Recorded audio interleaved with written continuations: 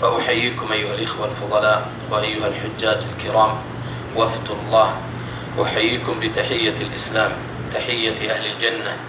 نسأل الله أن يجعلنا وإياكم من أهل الجنة والمسلمين جميعا. فأقول السلام عليكم ورحمة الله وبركاته، ومرحبا بكم في مكة المكرمة، مرحبا بكم في أداء هذه العبادة العظيمة التي يقول بعض العلماء عن الحج إنه عبادة العمر.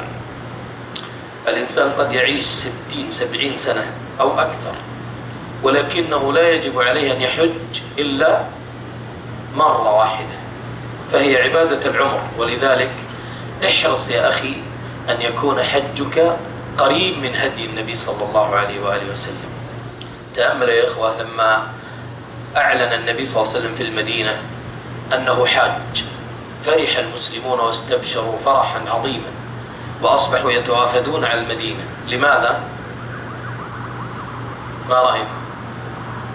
لأنهم يحبون أن يقتدوا بالنبي صلى الله عليه وسلم، فهو يوجه الناس وهو يخطبهم وهو يعلمهم المناسك، وجاءت عجائب وغرائب في هذه الحجة. والآن نحن من فضل الله علينا أن هدي النبي صلى الله عليه وسلم في الحج نقل لنا وحفظ. طبعا في اختلافات شوية بين العلماء في مسائل، لكن هدي النبي صلى الله عليه وسلم في الحج منقول ومضبوط ومحفوظ، وما ضاع منه شيء والحمد لله كثيرا. طيب، بإمكانك أيها الحاج أن تشتري كتابا في هدي النبي صلى الله عليه وسلم في الحج، ثم ماذا تفعل؟ ثم تقرأه وتراجعه وتفهمه وتتأمله، ثم تسير بإذن الله عز وجل على هذا الأمر العظيم.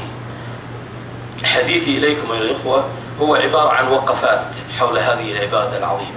أولا، هذا العبادة العظيمة أول كلمة تنطلق من المؤمن وهو يدخل في هذه: لبيك اللهم لبيك، لبيك لا شريك لك لبيك، إن الحمد والنعمة لك والملك لا شريك لك. فهو يوحد الله ويعبد الله ويعلن خضوعه لله عز وجل، ويعظم هذا الأمر في حس المسلم والمسلمة حينما تتذكر كيف كان أهل الجاهلية يفعلون. لقد كانوا يلبون ولكنهم كانوا يشركون. لبيك اللهم لبيك إلا شريكا هو لك تملكه وما ملك. سبحان الله، كانوا يطوفون عراة بالبيت يعبدون الأصنام، أشياء مقززة مؤلمة، يعيشون في متاهات. فاحمد الله عز وجل يا عبد الله أن أكرمك الله بهذا الدين، بهذا التوحيد، بهذه العقيدة، بالصفاء الإيماني. يقول بعض العلماء عن الإيمان إنه يملأ في القلب فراغا لا يملأه غيره. تصوروا يا الإخوة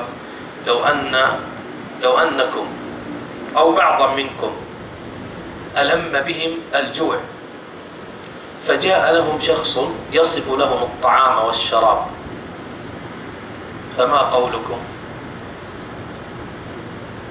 هل سيأنسون بوصفه ويفرحون بكلماته التي يقولها وهم الجوع يتحرك في بطونهم والظمأ، ولا لا؟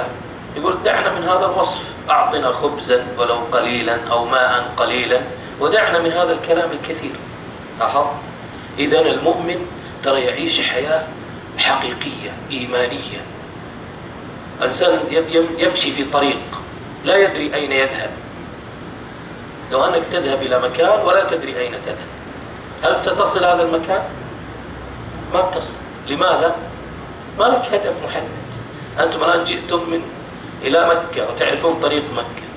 لو أن الإخوان صاروا يلفون بكم في أماكن كثيرة، وهم كلما سألتهم قالوا والله ما نعرف طريق مكة، لكننا نحاول يعني إن شاء الله نلف كذا شهر شهرين 3 4 إلى نحصل مكة.